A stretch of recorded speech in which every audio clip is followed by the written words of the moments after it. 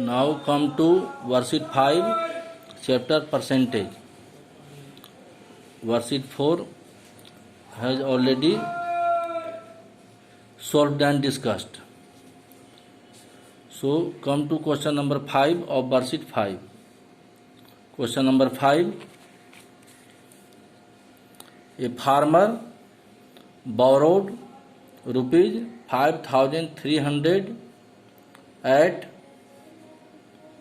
8% interest per annum. At the end of 2 half years, 2 upon 1 by 2 years, he cleared the account by paying rupees 4,600 and a watch. Find the cost of watch. देखिए, एक किसान जो है 5,300 rupees कर्ज ले रहा है. किस रेट पे कर्ज ले रहा है? 8% इंटरेस्ट पर एनम. ये आपका रेट ऑफ इंटरेस्ट है. 8% interest per annum. Per annum means एक साल में उसको 8% लगता है. 8% मीन्स 100 में 8 रुपया. At the end of 2 upon 1 by 2 years, मानिए 2.5 साल के अंत में ही cleared the account by paying rupees 4,600. अब ये जो कर्ज लेता है इस रेट ऑफ इंटरेस्ट से 8% per annum rate of interest है, तो 2 upon 1 by 2 years माने 2.5 साल के बाद वो क्लियर करता है. कि क्या क्लियर करता है? कर्ज जो लिया वो क्लियर करता है. कैसे क्लियर करता है? तो 4,600 रुपया वो नगद देता है एंड ये एक घड़ी देता है.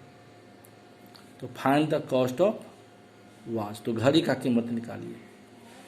अब देखिए, कोई भी अमाउंट जो फार्मर बोरो करता है, कर्ज लेता है, वही क्या होता है? प्रिंसिपल होता है. तो ये क्या हो गया? प्रिंसिपल हो गया. तो प्रिंसिपल हो गया रुपीज 5,300. आर हो गया 8% पर एनम. टाइम है 2 upon 1 by 2 years. तो ये मिक्स फ्रैक्शन है. इसको फ्रैक्शन में कन्वर्ट करेंगे तो 2 2 जा 4, अब 4 1 5 by 2 years. तो simple interest equal to, formula यही होता है सिंपल इंटरेस्ट का. पहले तो देखेंगे कि इसका इंटरेस्ट कितना होता है. इस रेट ऑफ परसेंट जो आपका दिया हुआ है उसमें इसका इंटरेस्ट कितना होता है इतने टाइम के बाद. ये समय है आपका. तो इसके लिए सिंपल इंटरेस्ट पहले निकालेंगे. Simple interest P into R into T by 100 equal to principal कितना आपका 5,300 इंटू रेट ऑफ परसेंट कितना है 8% पर एनम. P4 पर और A फिर एनम. तो 8% हो गया तो 8/100 इंटू टाइम कितना है 5/2. तो 5 देखिए ऊपर रखिएगा और 2 को नीचे ले आएगा. ये 100 के साथ जितना भी फ्रैक्शन में डिनोमिनेटर आएगा, फ्रैक्शन में जो भी डिनोमिनेटर होगा वो नीचे आ जाएगा 100 के साथ. नीचे 100 है, इटी है 5 ऊपर लिखेंगे, 2 को नीचे 2 इंटू लिख के 100 करेंगे. देखिए 5/2 तो 2 यहाँ नीचे आ गया, इंटू लिखेंगे ये 100 हो जाएगा. तो ये प्रिंसिपल हो गया, ये रेट हो गया, ये टाइम 5/2 इंटू ये 100 नीचे फॉर्मूला में 100 इक्वल टू ये 2 0 2 0 कैंसिल हो गया. 2 4 जा 8, यहाँ 1 आएगा. अब देखिए 53, अब 4 5 जा 20, तो 53 into 20 simple interest equal to 53 into 20 rupees 1060. अब अमाउंट इक्वल टू, तो amount equal to principal plus simple interest. तो अमाउंट इक्वल टू प्रिंसिपल कितना है आपका? प्रिंसिपल है आपका देखिए 5,300 प्लस सिंपल इंटरेस्ट 1060. तो अमाउंट जब भी निकालते हैं तो सिंपल इंटरेस्ट पहले कैलकुलेट करेंगे और उसमें प्रिंसिपल को ऐड कर देंगे. तो अमाउंट होता है प्रिंसिपल प्लस सिंपल इंटरेस्ट. तो प्रिंसिपल है 5300, सिंपल इंटरेस्ट है 1060, अमाउंट हो गया 6360। अब ये फार्मर जो कर्ज लिया इतना जो कर्ज लिया 5300, तो उसको चुकाना है कितना? अब इतना रुपया उसको 6360 रुपीज उसको चुकाना है, 6360 रुपीज उसको चुकाना है। लेकिन वो इतना रुपया न चुका के क्या कर रहा है कि ही cleared the account by paying rupees 4600। अब इतना रुपया नगद न चुका करके क्या कर रहा है कि इतना रुपया नगद दे रहा है और एक घड़ी दे रहा है, तो उसका कर्ज क्या हो गया? समाप्त हो गया, चुक गया। वो अपना कर्ज को क्लियर कर दिया। कैसे क्लियर किया? ही क्लियर्ड द अकाउंट। कैसे क्लियर किया? तो इतना रुपया नगद दिया और एक घड़ी दिया। चूंकि और पैसा नहीं था उसके पास तो उसने एक घड़ी दे दिया, तो ये क्या हुआ? क्लियर हो गया। माने ये दोनों मिला करके ये क्या हो गया? अकाउंट उसका क्लियर हो गया। इसका मतलब कि इतना रुपया प्लस कॉस्ट ऑफ वॉच इसके इक्वल होगा। तो देखिए कैश पेमेंट किया उसने 4600, अमाउंट ही हैज टू पे 6360 रुपया उसको पे करना है। तो इतना न दे करके इतना रुपया नगद दिया और एक घड़ी दिया, तो कॉस्ट ऑफ वॉच कितना हो जाएगा? ये 6360 में से 4600 को सब्ट्रैक्ट कर देंगे, ये आ जाएगा रुपीज 1760। ये आपका कॉस्ट ऑफ वॉच हो गया। तो कॉस्ट ऑफ वॉच ऐसे हम कैलकुलेट करेंगे। Now come to question number 6। Find the amount Meena gets on depositing rupees 1600 at 15% rate of interest for 73 days। अब देखिए ये अमाउंट मीना को कितना मिलेगा? मीना कितना डिपॉजिट कर रहा है? डिपॉजिट मतलब जमा करना। कितना जमा कर रहा है? 1600 रुपीज। किस रेट से? 15% रेट ऑफ इंटरेस्ट। तो प्रिंसिपल कितना हो गया? 1600। रेट कितना हो गया? 15% पर एनम। ये लिखना जरूरी है क्वेश्चन में, ध्यान दीजिएगा। वीडियो को देखते समय देखिए, रेट में जब भी रेट लिखा जाता है P4 पर A4 एनम, पर एनम है। अब टाइम है तो टाइम तो आपका डेज में दिया है 73 डेज, और यहाँ इंटरेस्ट है पर एनम, तो इसको हम क्या करेंगे? ईयर में कन्वर्ट करेंगे कि 73 डेज कितना ईयर होता है। तो टाइम इक्वल टू 73/365। देखिए 365 डेज का 1 ईयर होता है। एक साल में 365 दिन होता है। Days equal to 1 year. 365 दिन में एक साल होता है।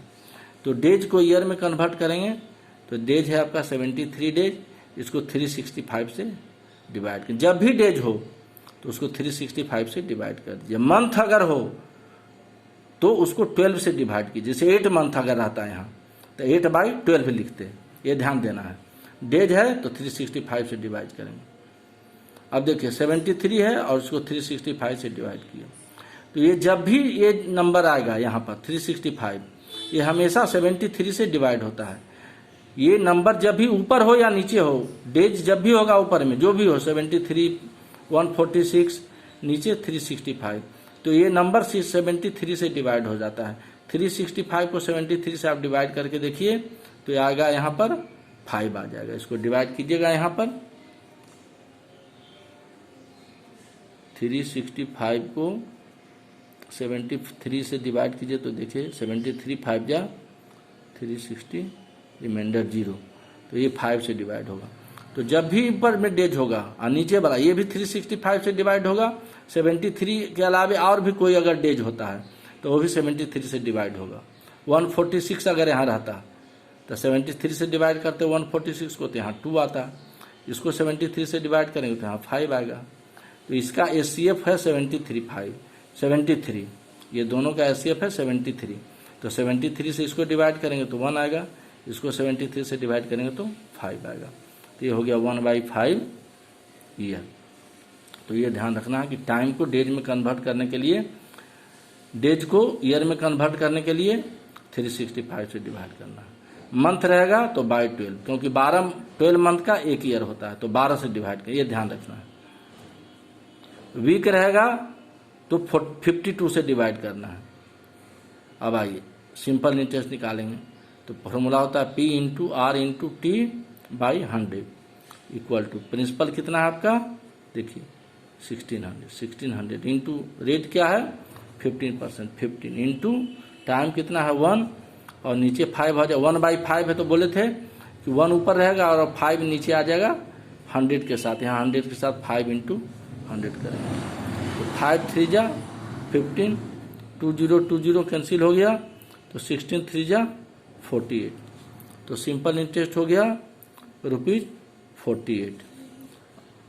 अब amount equal to principal plus simple interest 1600 अब प्लस 48। तो अमाउंट इक्वल टू 1600 और 48 को जोड़ेंगे अमाउंट निकालने के लिए, प्रिंसिपल जो है और ये आपका सिंपल इंटरेस्ट 48, इसको जोड़ेंगे तो अमाउंट निकल जाएगा। तो amount equal to principal plus simple interest 1600 plus ₹48 तो ₹1648।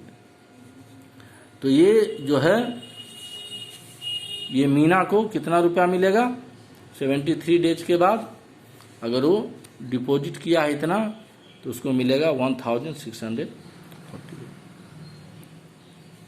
अब question number 8, Rohan deposited ₹5000 at 8% per annum for 3/1/2 years.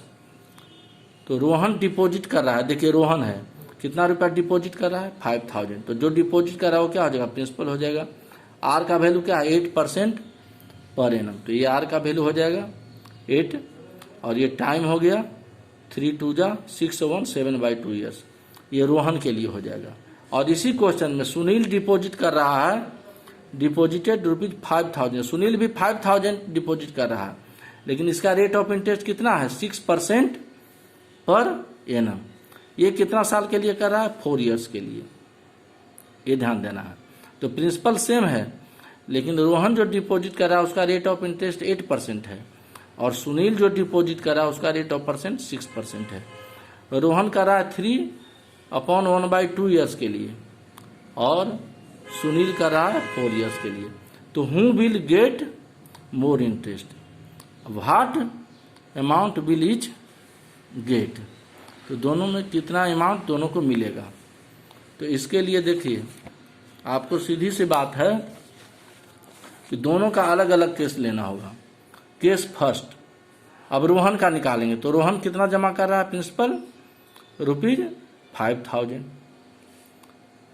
उसके लिए रेट ऑफ परसेंट कितना है 8% पर एनम। देखिए P.A, P मंथ पर ए फिर एन, ए लिखना जरूरी है रेट में क्योंकि एनुअली कैलकुलेट होगा। टाइम कितना है 3/1/2 ईयर्स, तो 3 2 जा 6 1 7/2 ईयर्स। तो सिंपल इंटरेस्ट निकालेंगे, देखिए principal rate of interest time P into R into T by 100।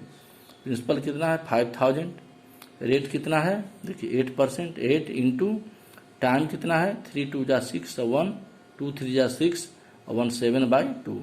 तो 7 ऊपर रहेगा, बताए हैं कि टाइम है ऊपर में टाइम है तो 7 ऊपर रहेगा। ये 2 जो नीचे वाला पार्ट है ये नीचे 100 के साथ आ जाएगा 2 इंटू 100।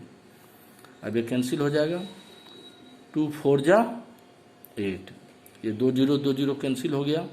तो ये इसको मल्टीप्लाई करेंगे, ये देखिए ये हो जाएगा 50 इंटू 4 इंटू 7, तो 50 इंटू 4 7 जा कितना होता है 28। तो 28 इंटू 50 को मल्टीप्लाई करेंगे तो आ जाएगा सिंपल इंटरेस्ट आपका ₹1400। ये आपका सिंपल इंटरेस्ट किसके लिए निकल गया रोहन का, क्योंकि रोहन कितना डिपॉजिट किया था 5000, रेट ऑफ 8% था पर एनम और इतना समय के लिए डिपॉजिट किया था, ये निकल गया सिंपल इंटरेस्ट किसके लिए रोहन के लिए। अब रोहन का अमाउंट क्या होगा, तो अमाउंट तो हम जानते हैं कि प्रिंसिपल जो होता है उसमें ये प्रिंसिपल है उसमें सिंपल इंटरेस्ट को जोड़ देंगे। तो अमाउंट फॉर रोहन कितना हो जाएगा प्रिंसिपल प्लस सिंपल इंटरेस्ट। तो ये प्रिंसिपल हो गया 5000 और ये सिंपल इंटरेस्ट हो गया 1400। देखिए ये सिंपल इंटरेस्ट हो गया 1400, ये दोनों को प्लस करेंगे तो अमाउंट फॉर रोहन 5,000 प्लस 1,400 ये हो जाएगा ₹6,400। अब केस टू में उस क्वेश्चन में दो पार्ट है। केस टू में सुनील कितना कर रहा है, तो सुनील के लिए 4 सुनील के लिए 4 सुनील, यहाँ लिखे हैं 4 रोहन के लिए 8 निकला सिंपल इंटरेस्ट और अमाउंट। अब 4 सुनील, तो सुनील भी कितना जमा कर रहा था 5,000। रेट कितना था 6% पर एनम। रेट इसमें था 8%, इसमें 6% पर एनम, तो रेट कम है इसमें। टाइम इसमें था 7/2, 3/1/2, माने 3.5 साल इसको कहते हैं। इसमें टाइम कितना है 4 ईयर्स। तो सिंपल इंटरेस्ट कितना हो जाएगा P × R × T/100 equal to principal कितना है 5,000, रेट ऑफ इंटरेस्ट कितना है 6, टाइम कितना है 4/100। तो ये 2 0 2 0 कैंसिल हो जाएगा। तो सिंपल इंटरेस्ट हो गया 50 × 24, ये दोनों को मल्टीप्लाई करेंगे तो आपका सिंपल इंटरेस्ट हो जाएगा ₹1200। अब अमाउंट फॉर सुनील, तो सुनील के लिए अमाउंट क्या हो जाएगा प्रिंसिपल प्लस सिंपल इंटरेस्ट। अब सुनील के लिए प्रिंसिपल कितना है 5,000, तो यहाँ 5,000 लिखेंगे।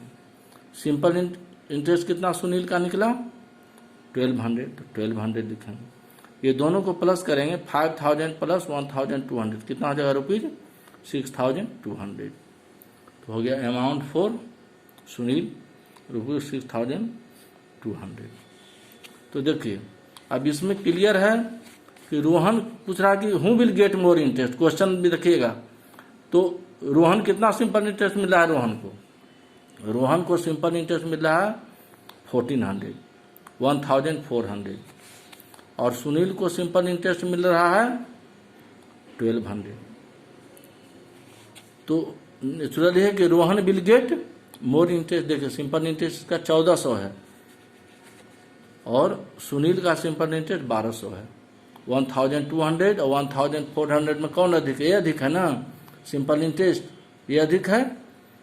इसकी सिंपल इंटरेस्ट है 1,200 से, तो लिखेंगे रोहन का है ये, तो Rohan will get more interest, तो लिखेंगे Rohan will get more interest.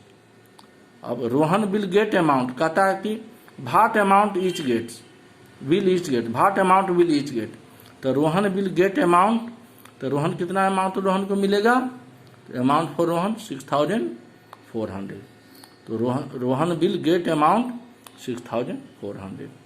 और सुनील विल गेट अमाउंट, तो सुनील के लिए कितना निकला है अमाउंट 6,200, तो सुनील विल गेट अमाउंट 6,200।